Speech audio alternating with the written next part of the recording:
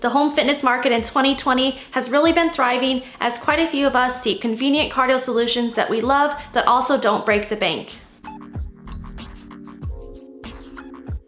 I know on my channel, I have been predominantly talking about indoor cycling bikes as their footprint tends to be quite small, on average of 4 feet by 2 feet, and they can be purchased for as little as $150 on Amazon. But we mustn't forget the most original form of cardio, which includes walking / jogging / running. In the past, most treadmills tended to be quite pricey, bulky, loud, and obtrusive if you don't have the luxury of a separate workout room, which, let's be honest, how many of us have a separate workout room? So if you're looking for an affordable, compact, relatively lightweight treadmill that can be stored underneath a bed or a couch when not in use, please keep watching. Today's video will be broken down into the following topic areas.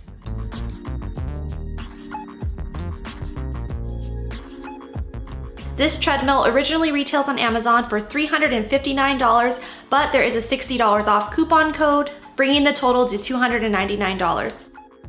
This treadmill has an easy folding mechanism and a soft drop design. When folded, its dimensions are 55.2 inches by 27.8 inches by 5.1 inches in height. So, for example, if you're planning to store it underneath a couch or a bed, you just have to make sure the clearance from the floor to the top of the bed is at least 5.1 inches.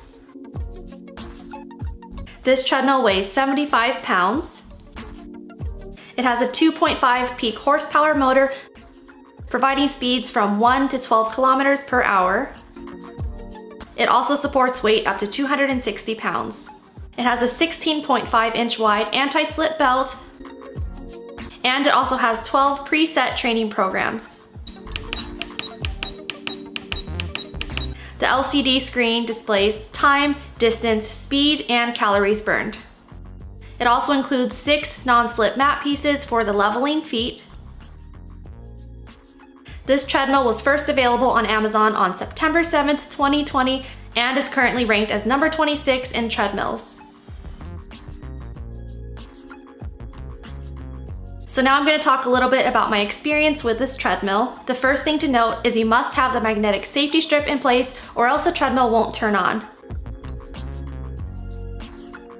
Initially, when I set my treadmill up, I figured I wouldn't need the magnetic safety strip because usually I don't plug those onto my clothes anyways when I'm jogging. But as I mentioned before, the treadmill won't run until it's in place. The next point might be kind of obvious, but there are no incline functions on this treadmill, but I found that you can still break a decent sweat with a jog. The platform tray isn't the most sturdy. In other words, I won't be putting my laptop on it anytime soon. But it does have an included phone holder function, which is great for streaming workouts on your phone.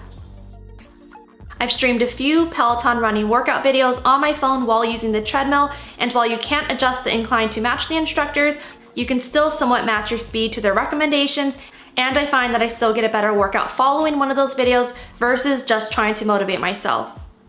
Now, since this treadmill is compact and only 27.8 inches in length, it may be a little bit awkward for a taller person if they're running. I'm 5'4" and I find the size to be perfect for me and my stride length.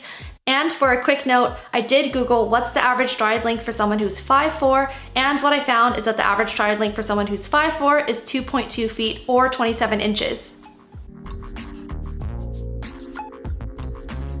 So I just finished my first workout using this treadmill. It arrived in the mail yesterday and we set it up, and I wanted to test it out today. This is my first time testing it out. I did a quick 20-minute workout and did a total of 2 miles.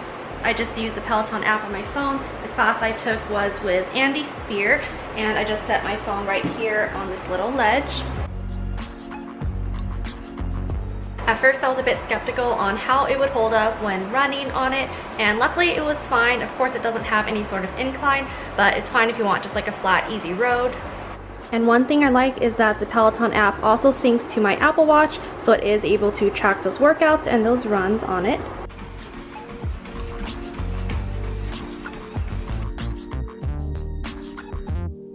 Now I'm going to go over a few pros and cons on this treadmill. The first pro I have is that the price seems quite affordable for a cardio machine that suits a variety of fitness levels. For example, for those new to starting a fitness routine, you can easily start with walking and build up to light jogs. The second pro I have is regards to its size. The compact size is convenient, especially if you don't have the luxury of a separate workout room. For example, I have my Peloton bike as well as my treadmill in the master bedroom.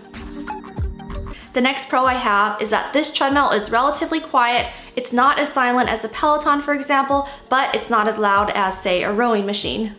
Another pro I have is that this treadmill can be tucked away when not in use, or if you kind of fall off the bandwagon of your workout routine, which, let's be real, and based on my personal experience, some of us are not as consistent on our workout routines as we intend to be.